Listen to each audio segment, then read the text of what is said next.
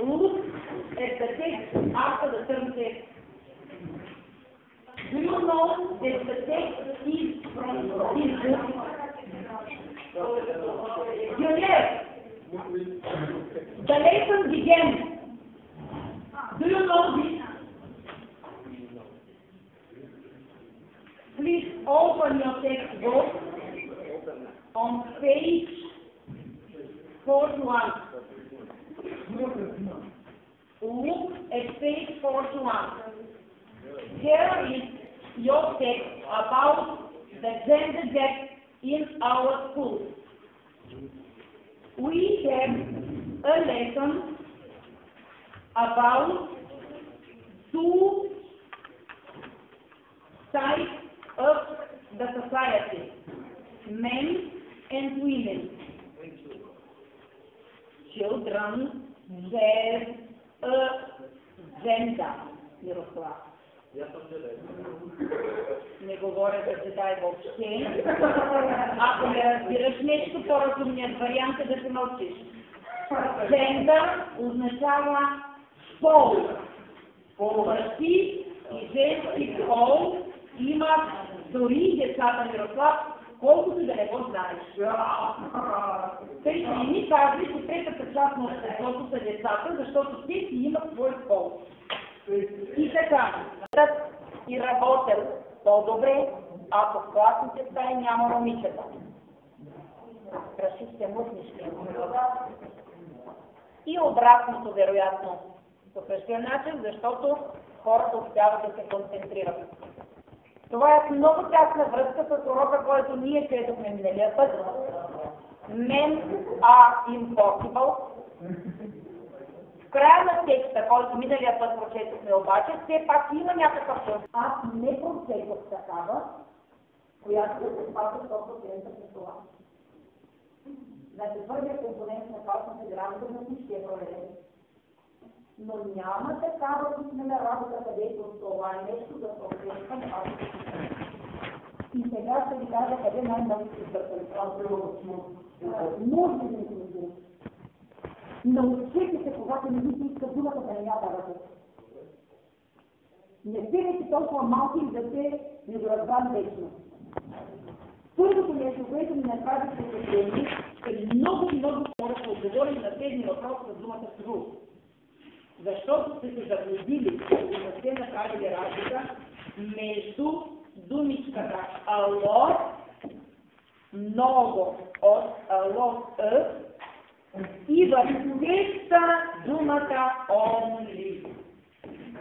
Сега, в текста цифрите се споменават с този важен компонент only. Така, only 3.5% of girls in the UK survey said they read for 2 hours a day or more, and only 2.5% of boys said the same. Естествено, това е малка част, защото се разглежда само колко си процента.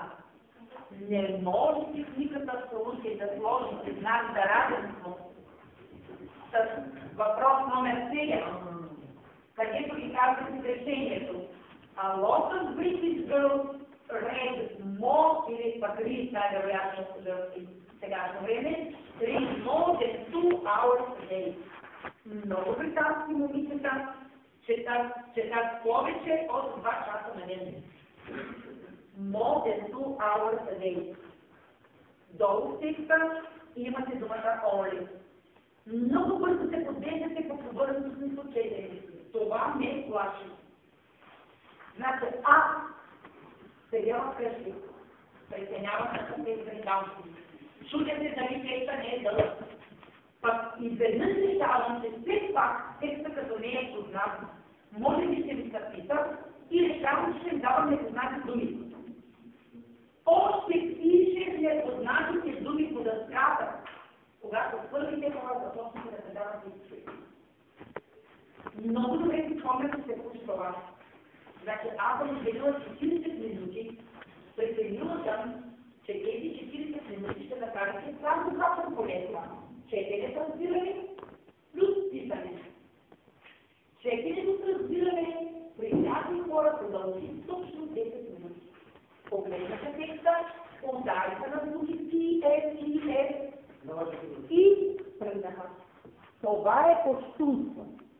Вие постъпихте несправедливо спрямо своята оценка. Когато имате четене с разбиране, много добре ме слушайте, защото края на обучението ви съм сигурна, че поне един или двама от класа ще пожелая да отидат на втора матура по английски. Винаги излизат такива хора. Винаги излизат. Колкото и да им се е струвало през цялото време, че не обичат английския, и изведнъж ще слушат филми, не знам защо получават хора, ще знаят вече граматиката. И като дойде 12 класа се започва. Госпожо, вие как преценявате, аз мога да държа матура по английски. Ето това искам от сега да получите навик. Текст, непознат, unknown текст. Нарочно пишам unknown текст.